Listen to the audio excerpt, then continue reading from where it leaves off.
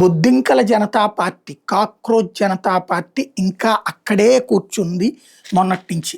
మొన్న సాయంత్రం దాకా పర్మిషన్ ఇచ్చారు నీట్‌కి సంబంధించి.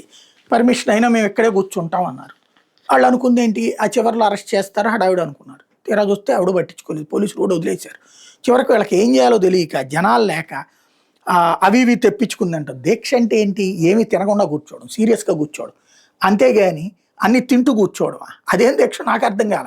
అప్పుడు రైతుల దీక్ష అంతే, 4 పూట్ల తిని స్నాక్స్తో సహా తిని సరదాగా ఎంజాయ్ చేస్తా అక్కడే ఆటలాడుకుంటా, అది దీక్ష అంటే అది ఆందోళన అంట.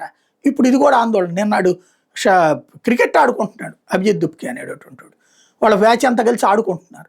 అట్లాగే ఒకడేమో ఆజాదీ నినాదాలు చేస్తాడు, ఒకడేమో ఎల్జీబీటీ నినాదాలు చేస్తాడు, ఇంకోళ్ళు వచ్చినేమో నాకు బిఏ అయిపోయింది నాకు ఎంబీబీఎస్లో సీట్ రావట్లేదు అంటాడు, ఇంకొకళ్ళకేమో నీట్కి సంబంధించినటువంటి స్పెల్లింగే తెలియదు, లేకపోతే నీట్కి ఉన్నటువంటి ఆ ఎబ్రివేషను తెలియదు, ఎన్టీ అంటే ఏంటో తెలియదు. ఏ మొత్తం దారి తప్పినా లేదా ప్రజల చేత లేదా వాళ్ళ ఇళ్లల్లో ఫెయిల్యూర్ అయిన వాళ్ళందరూ కలిసి ఒక చోట కూర్చున్నట్టుంది అక్కడ యాజిటేషన్. ఇప్పుడు ఇవాళ కూడా కూర్చున్నారు, ధర్మేంద్ర ప్రధాన్ రాజీనామా చేసేదాకా కూర్చుంటారు. అది ఒక ఎత్తు.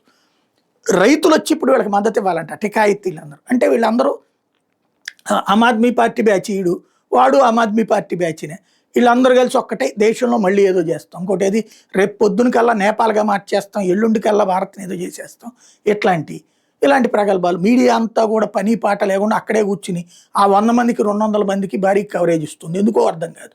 అదేంటంటే మోడీ మీద ద్వేషాన్ని అట్లాంటి యాజిటేషన్స్కి అవకాశం ఇవ్వడం. 100 మంది యాజిటేషన్స్ మా బెదవాడలో ఉన్నటువంటి ధర్నా చౌకులనే జరుగుతున్నాయి, ఢిల్లీలో నిరంతరం జరుగుతుంటాయి. వాళ్ళు ఎవరికి ఇవ్వని పబ్లిసిటీ వీళ్ళకి ఎందుకు ఇస్తున్నారంటే ఏంటి, దేశద్రోహం నడుస్తుంది.